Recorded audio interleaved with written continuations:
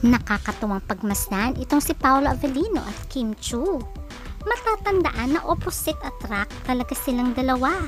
Kasi si Paolo Avellino ay napakatahimik, samantalang si Kim naman ay napakadaldal. Pero makikita mo na talaga naman itong si Paolo ay tuwang-tuwa kay Kim habang nagkukwento. Ang tanong ng karamihan, sila na nga ba sa totoong buhay? At bakit parang itong si Paolo Avellino ay unti-unti niya nang inaamin ang estado ng kanyang puso? Si Kim na kaya ang kanyang forever? Ating alamin ang kanyang mga sinabi.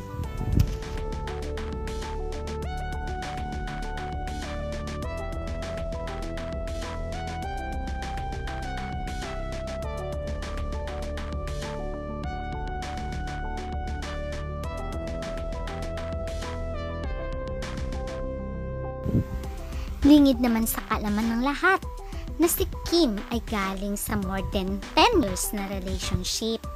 Walang iba kundi si Sian Lim kung saan sila ay naghiwalay. Samantalang si Paolo Avellino ay matagal nang walang girlfriend. Kaya pareho na silang single ni Kim. Dahil sa dami ng kanilang ginawang mga projects tulad ng Linlang, My Secretary Kim at itong blockbuster movie nilang My Love Will Make You Disappear, talaga naman tinatangkilid ang love team ng Kim Pao. Dahil sa kanilang great chemistry ay minahal sila ng masa. Kaya no wonder marami silang endorsements at the same time mga projects.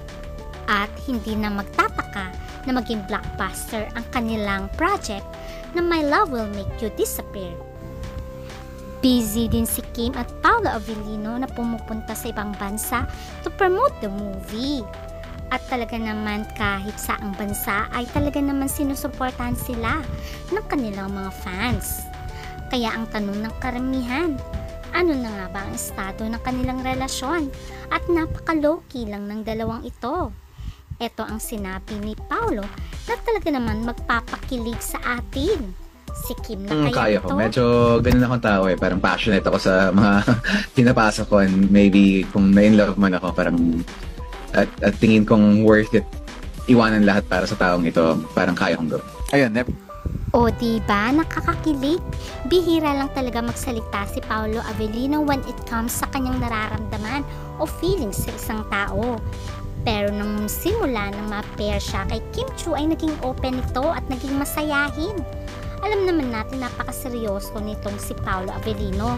Sabi nga ni Kim, daldal nga daw siya ng daldal. Pero si Paolo ay tahimik lamang. Ang sabi nga ni Paolo ay syempre nakikinig ako sa mga sinasabi niya. Great listener ako. At dito sa revelation na naman ni Paolo Avellino, mukhang binabago na naman siya ni Kim. Ang pagiging seryoso niya ay may mga ngiti na sa labi at saya dahil daw kay Kim. At nang tinanong ni Kim, napapasaya ba siya? Sabi niya, oo naman. O, diba? Nakakakilig. Magaan lang sa set. Parang ganun ka-infectious yung saya niya. You set the mood pala. So, napapasaya kita. Oh. Okay. Sa curiosity ng mga Kim Pao fans, kung talagang sila na nga ba, obvious naman sa kanilang mga kilos. At talaga naman mahalata mo naman kay Paolo dahil ilang beses niya nang binigyan ng flowers si Kim. At binigyan niya rin ng regalo tulad ng bisikleta. Kaya nakahiligan na nilang dalawa ang magbisikleta.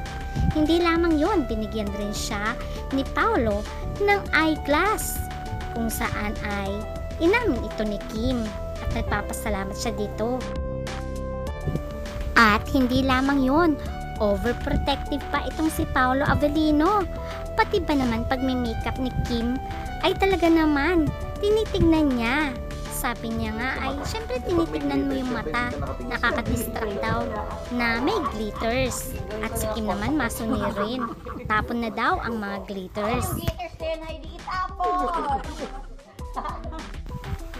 O diba, parang masunuring girlfriend ah.